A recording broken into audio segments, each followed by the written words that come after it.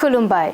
गोजोन फुंबिलिनि गासैबो बड'लेण्ड बुब्लिनि अनसायगिरिफोरखौ बरायग्रोबाय। दिनै 4 एप्रिल सनिबारनि फान्जामुथिखौ फरायथिनो लादों आं उदांस्रि मुसाहारिया। फान्जामुथिनि गिबियाव दङ मेष राशि। नोंथांनि जिउनि खाफाला गेंनो हागौ, जिउनि गोदान लामायाव आगान सुरनो हागोन। बृष राशि। सुथुरा नोंथांनि लामायाव खैफोद लाबोना होनो हागौ, गाज्रि सान। मिथुन राशि। खहा गोनां सान जागोन, रांखावरि आर्जिनायाव मुलाम्फा गैयै जागोन। कर्क राशि। मोनसेनि उनाव मोनसे जेंना सोमजिनो हागौ, जेथो गोनां सान जागोन। सिंह राशि। गोथार साननाय हनायजों साना बारलांगोन, मोजां खामानिफोरखौ मावफुंना लानो हागोन।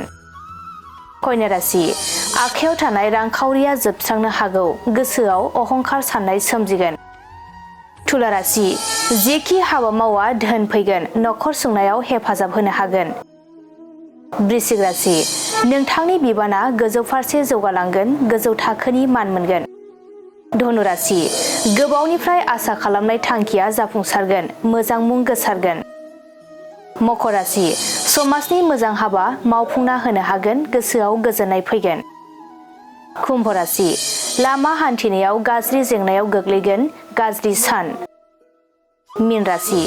गोबां खामानिफोरजों होंगो दोंगो जानो हागौ, देहाखौ मेंखांनाय मोनगोन। दिनै सानसेनि राशि फरायथिनायाबो एसेनोसै।